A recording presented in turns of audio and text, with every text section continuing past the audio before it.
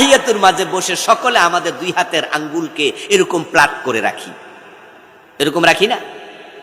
আত্তাহিয়াতু পড়তে পড়তে আশহাদু আল্লা ইলাহা ইল্লাল্লাহ আঙ্গুল তুলি, আবার পরে নামাই। অথচ নবীজি সাল্লাল্লাহু আলাইহি সাল্লাম আত্তাহিয়াতুতে বসেই তিনি ডান হাতের বৃদ্ধাঙ্গুলিকে মধ্যমার সাথে লাগাইয়া এরকম গোল বানাতেন। সহিহ মুসলিম অনেকগুলো হাদিস আমি আনছি,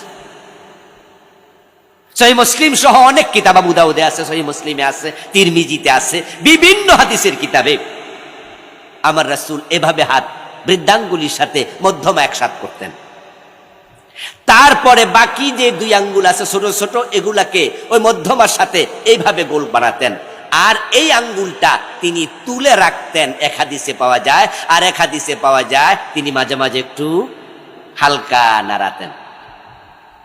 তুলে রাখা এক হাদিস, হালকা নাড়ানো আর এক হাদিস। কিন্তু আমরা এইভাবে তুলেও রাখি না, হালকা নাড়াইও না, আমরা সমান করে রাখি। তো রাসূল তো সমান রাখতেন না। আপনি রাসূলকে ফলো না করার অনুমতি পেলেন কই? নবীজি সাল্লাল্লাহু আলাইহি ওয়াসাল্লাম যখন নামাজে দাঁড়াতেন তখন তিনি নামাজ শুরু করতেন তাকবীর দিয়ে। ক্বালা রাসূলুল্লাহ সাল্লাল্লাহু আলাইহি ওয়াসাল্লাম ইফতিতাহু ওয়াত তাকবীর ওয়া ইখতিতামুহু আত তাসলিম।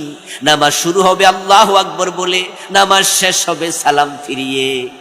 কিন্তু আমরা নামাজে দাঁড়ায়া মুসাল্লাত দোয়া পড়ি, যেটা ইন্নী ওয়াজ্জাহাতু ওয়াজহিয়া লিল্লাযী ফাতারাস সামাওয়াতি ওয়াল আরদা হানিফা।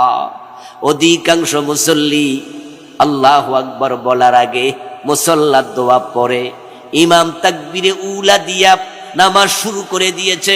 আপনি মসজিদে ঢুকেছেন, এখন তাকবীরে উলা আপনি পেতেন, কিন্তু শুধু নাওয়াইতুয়ানের কারণে উনার 3-4 আয়াত শেষ।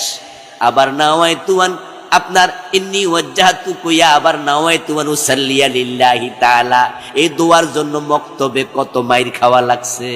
অথচ আমার রাসূল নাওয়াইতু আন কোনদিন পড়েন নাই, ইন্নী ওয়াজ্জাহাতু পড়েছেন। হাদিসে পাওয়া যায়, সহিহ মুসলিমে এসেছে, হযরত আলী থেকে বর্ণিত হাদিস, আমার রাসূল ইন্নী ওয়াজ্জাহাতু পড়েছেন তাকবীর দেওয়ার পরে।